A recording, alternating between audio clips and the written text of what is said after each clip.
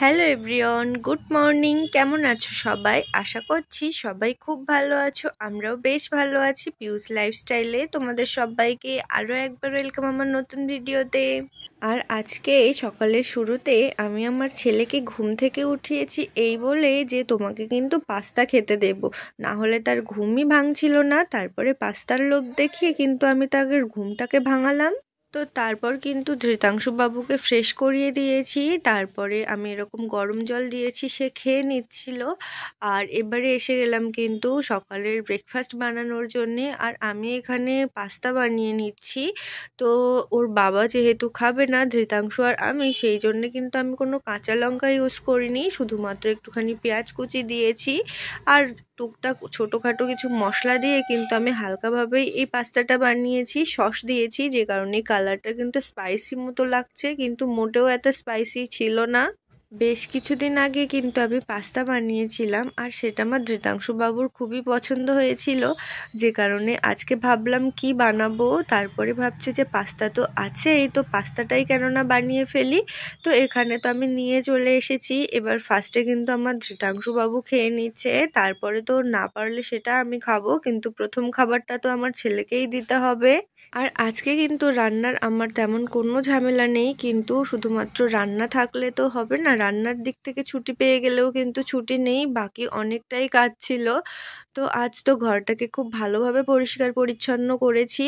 তারপরে ছাদে গিয়েছিলাম, কাপড় মেলে ঘরে চলে এসেছি। এসে এই যে ছেলেকে কিন্তু অ্যাপেল কেটে দিয়েছি, ও এখানে অ্যাপেল খেয়ে নিচ্ছিল। আর তার ফাঁকে ফাঁকে কিন্তু আমি ঘরের বাদবাকি কাজগুলো সেরে নিচ্ছিলাম। আর ছাদ থেকে কিন্তু কাপড় মেলে আসার পর আমি সমস্ত কাজ বাজ একেবারে কমপ্লিট করে নিই, ভাত তরকারি সব একেবারে রেডি করে নিই। তারপরে কিন্তু স্নান করে এসে আমি ছেলেকে খেতে দিই। তারপরে ওর পাপা আসলে তো একসাথে খেতে বসে যাই। তো আজকে ধৃতাংশু সকালে ঘুমিয়েছিল, ওই সময়ে কিন্তু আমি নিচে গিয়েছিলাম ওই 2-4টে সবজি আনার জন্যে। তো আলুটা একেবারে শেষ হয়ে গিয়েছিল, আলু এনেছি। আর এই যে ওর বাবা বলছিল বিট ভাজা খাবে, তো সেই জন্যেই বিটরুট নিয়ে এসেছি, সেই সাথে টমেটো এনেছি, আর কাঁচা লঙ্কা ধনেপাতা তো এমনি দিয়েছে। কিন্তু আজকে কিন্তু বিট ভাজাটা করা হয়নি। ওর পাপা বলছিল অনেকটা তো তরকারি রয়ে গেছে, তো আর করে লাভ নেই, কিন্তু সকালে বলে গিয়েছিল যে আজকে কিন্তু বিট আনবে, এনে আমার জন্য ভাজা করবে। আর এই যে দেখছো দুটো কেক, এই দুটো কেক কিন্তু আমি কিনে দিইনি, নিচে আঙ্কেল কিন্তু ধৃতাংশুকে দিয়ে গেছে। আসলে ওরা তো সব সময় নিচে উপর কথা বলতে থাকে, যে কারণে আজকে এরকম দুটো কেক দিয়ে গেছে ধৃতাংশুর জন্যে।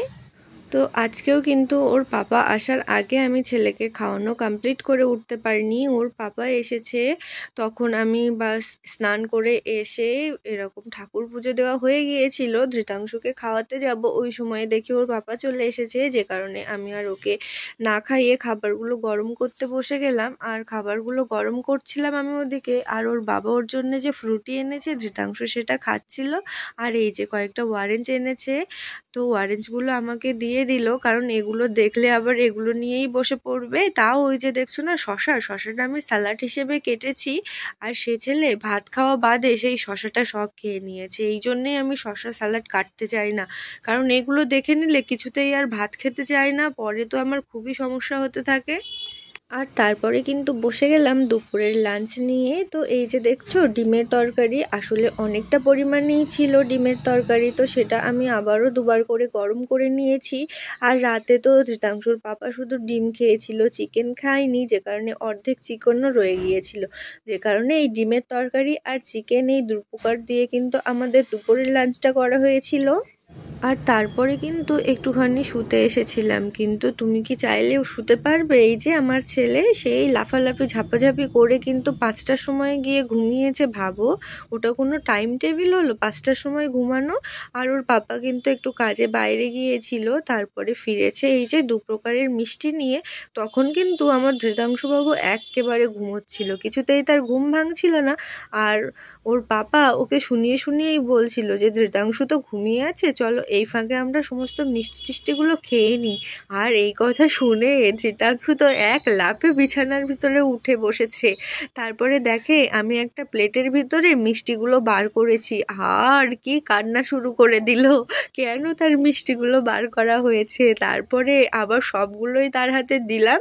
তারপরে অনেকক্ষণ বাদে কিন্তু সে শান্ত হলো। ভাবো, খাবারের কথা শুনে তার ঘুম থেকে লাফিয়ে উঠতে হলো। অনেক কান্নাকাটি করছিল, সে কারণে ওর পাপা তো প্রথমে জিলিপির প্যাকেটটা দিল তার হাতে, কিন্তু তারপরে ওর কান্না দেখে বলল গোলাপ জামুনও আছে, ওটা খাবে। তারপরে আমাকে বলল, আমি গোলাপ জামুনটা এনে দিলাম। এবার গোলাপ জামুনটা পেয়ে জিলিপিটা কিন্তু আমাদেরকে দিয়ে দিল। তারপরে কিন্তু ধৃতাংশুর বাবা, আমি জিলিপিটা খাচ্ছিলাম আর আমার ছেলে 2 হাতে 2টো গোলাপ জামুন নিয়ে এখানে খাচ্ছিল। তো আমার ছেলে তো এরকম করে, তোমাদের ঘরের বাচ্চাগুলোও কি এরকম করে? যদি এরকম করে থাকে আমাকে অবশ্যই কিন্তু জানিও। আর হ্যাঁ, তোমাদেরকে আমি গতদিন ভিডিওতে বলেছিলাম যে ওর পাপার জন্য একটা শার্ট কেনা হয়েছে, তো তোমাদেরকে অবশ্যই নেক্সট ভিডিওতে দেখাবো। যে কারণে সেই কথা রাখতে কিন্তু আমি আজকে চলে আসলাম তার শার্টটা দেখানোর জন্যে। এই যে পিওর ব্ল্যাক কালারের একটা শার্ট নেওয়া হয়েছে, কারণ তার যে কোটটা কেনা হয়েছে সেই কোটের সঙ্গে কিন্তু অন্য কালার আমি ভাবছিলাম খুব একটা ভালো লাগবে না, যতটা ব্ল্যাক কালারের সাথে স্যুট করবে। যে কারণে এরকম একটা পিওর ব্ল্যাক কালারের কিন্তু তার জন্য একটা শার্ট কেনা হয়েছে। তো এই যে দেখছো সেই ব্লাউজটা, আসলে যে শাড়িটা কেনা হয়েছিল অনুষ্ঠান উপলক্ষে, তার ব্লাউজ পিসটা কিন্তু একেবারে আন্টি খুব তাড়াতাড়ি রেডি করে দিয়েছে। তোমরা তো দেখেইছো, আমি মনে হয় 1 সপ্তাহ হয়নি শাড়িটা কিনেছি। তারপরে আন্টিকেও তো দিয়েছি মনে হয় 2-3 দিন আগে, কিন্তু আমি বলেছিলাম যে এরকম আমার ননদের বিয়ে ফেব্রুয়ারির 1স্টেই চলে যাব, যে কারণে আন্টি কিন্তু একেবারে দেরি করেনি, খুব তাড়াতাড়ি আমাকে বানিয়ে দিয়ে দিয়েছে। এটাই সুবিধা, মানে এই যে আন্টির কাছে আমি বানাতে দিই, সে কিন্তু খুবই তাড়াতাড়ি বানিয়ে দেয়, মানে আমি যে টাইমটা দেবো সেই টাইমের ভিতরেই বানিয়ে দেয়। কিন্তু তাও কি বলো তো, আমি কিন্তু এই কাটানো জিনিসগুলো নিয়ে কোনো দিনই স্যাটিসফাই হতে পারলাম না।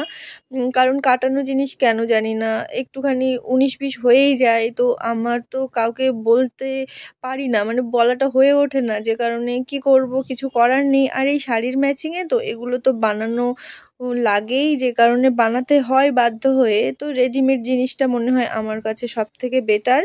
আর রাতে কিন্তু সেরকম খাবারের কোনো চাহিদাই ছিল না, সে কারণে আমি শুধুমাত্র রুটি করে নিয়েছি আর লাউ ডাল করে নিয়েছি।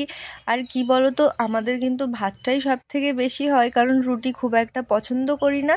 যেদিনকে খিদে খুবই কম থাকে সেদিনই কিন্তু রুটি বানাই, আর যেদিন রুটি বানাতে ইচ্ছে হয় না আর শর্টকাটে সেদিন ভাত বানিয়ে নিই। তো আজকেও সেরকম নর্মালভাবে একদম খাবার বানিয়ে নিয়েছি, যেহেতু কারো সেরকম খাবারের চাহিদা ছিল না। আর ওই যে মিষ্টি এনেছিল, সেই মিষ্টিগুলো কিন্তু বেঁচে ছিল, যে কারণে আমি কিন্তু পাশে মিষ্টিটাও একটুখানি নিয়ে নিলাম। এভাবে আমাদের রাতের ডিনারটা কমপ্লিট হয়ে গেল। তো যাই হোক, আজকের ভিডিওটা কিন্তু এখানেই শেষ করছি। কেমন লাগলো তোমরা অবশ্যই কমেন্ট করে জানিও। ভালো থেকো সবাই, দেখা হবে নতুন কোনো ভিডিওর সাথে। ততক্ষণ সবাই ভালো থেকো, সুস্থ থেকো, সাবধানে থেকো।